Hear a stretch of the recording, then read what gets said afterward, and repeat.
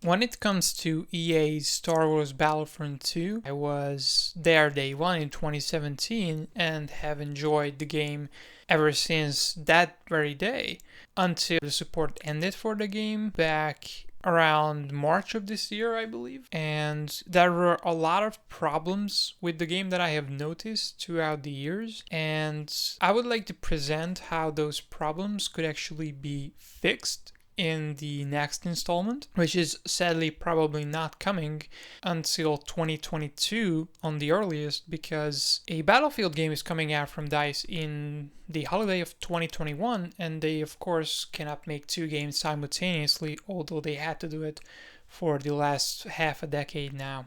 First of all, I would like to start off with the gameplay and the gunplay system of Battlefront 3 and how it could improve from Battlefront 2.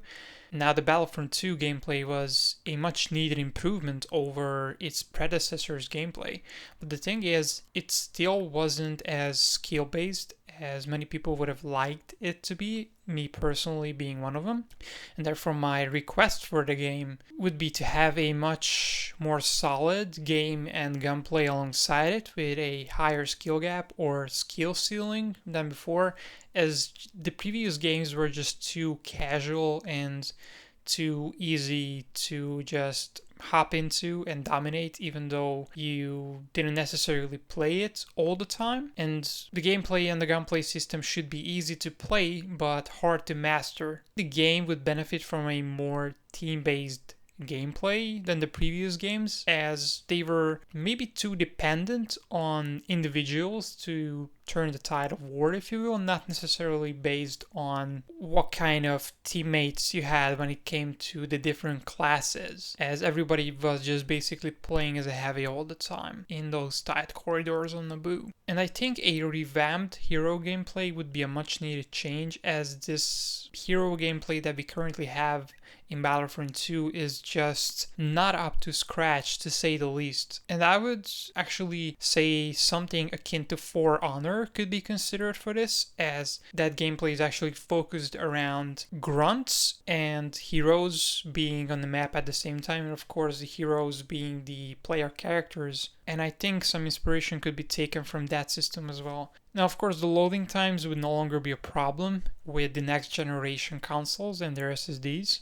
And now moving on to the content and the modes. I think what would be needed is a smart campaign, because in Battlefront 2 they have tried to give you this insanely cinematic campaign, but it was a letdown for most people, as it really didn't offer anything new, even though it was advertised as something that you have basically never really seen before in this fidelity. But I think a campaign like Battlefront 2 from 2005, or even just the Star Wars Squadrons equivalent, would be a much welcome choice, as it is a rather smart campaign rather than just being all out Star Wars and giving you this insane experience, rather than just being a smart and well written one.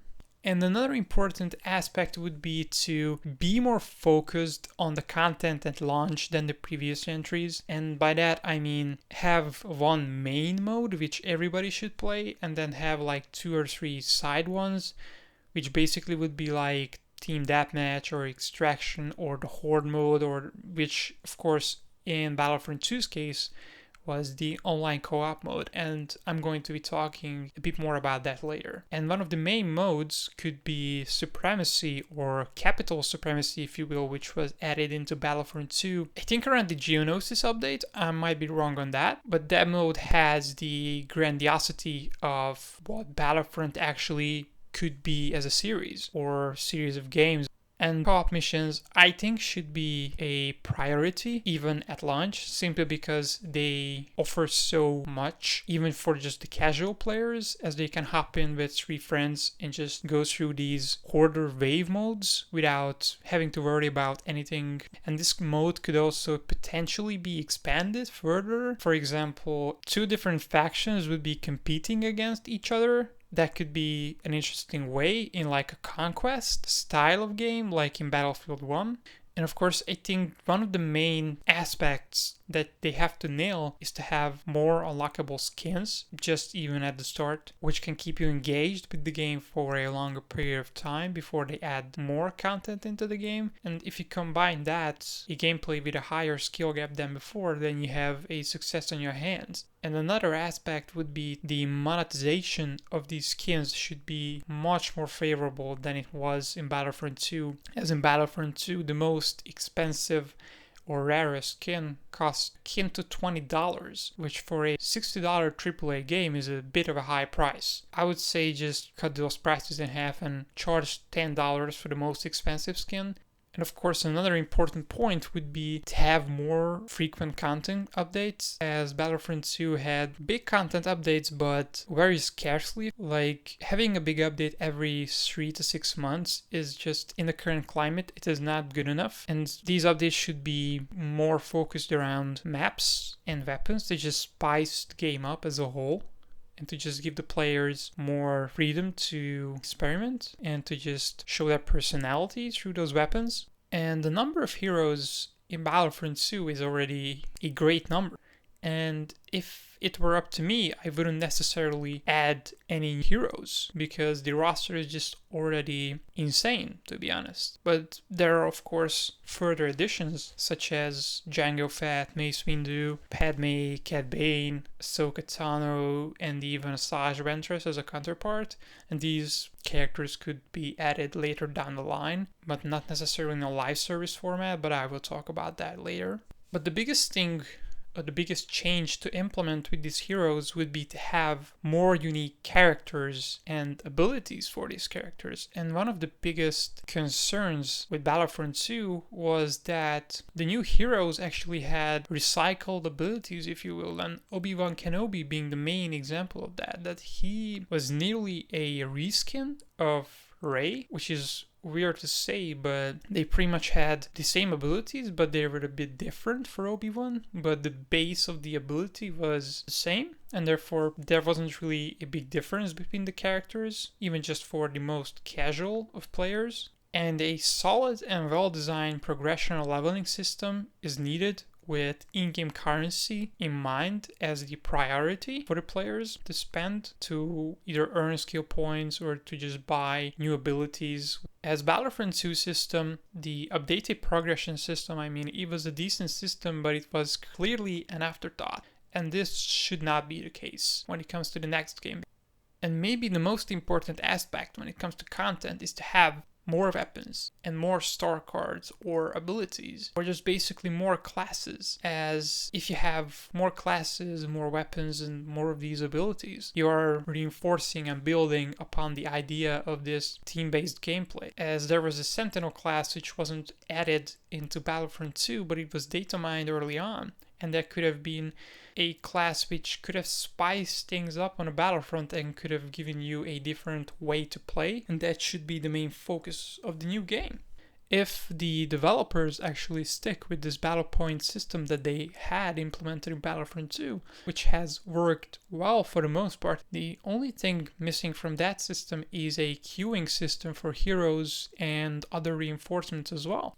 And of course, the recycling of content actually goes for these reinforcements as well. Although I haven't really mentioned reinforcements because I think they were a great addition and there were a lot, but there could have been a lot more, of course, in Battlefront 2. But they just have to keep the focus on not giving you recycled content in the form of evocs, for example, as reinforcements, but to keep giving you new things which players actually want to play as. And one of the main graphical improvements that Battlefront 3 actually needs is to return to the fidelity and clarity of Battlefront 1's not just image quality but sound quality as a whole, as the second game just feels too compressed visually and sound-wise. And the perfect example would that to listen to the Thermal Imploder on Battlefront 1 and to listen to it in Battlefront 2, you can clearly hear the difference between the two games.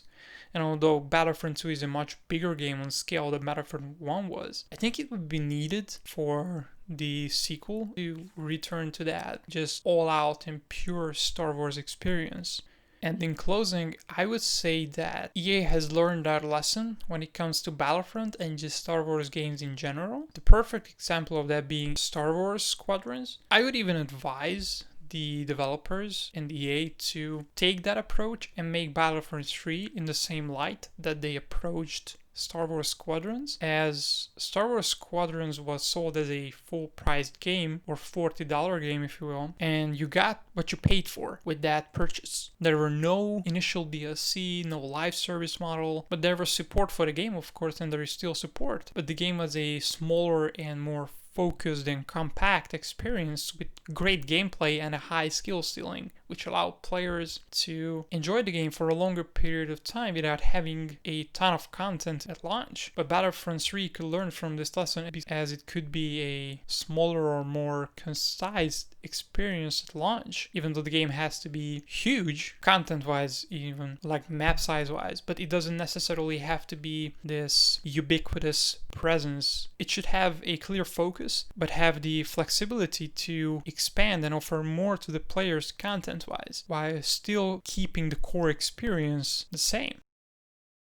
Thank you so much for watching this video. If you haven't yet, be sure to subscribe to the channel. If you have enjoyed the video, please leave a like, and if you didn't, please let me know why in the comments down below. See you in the next one, and until then, remember to keep it insightful.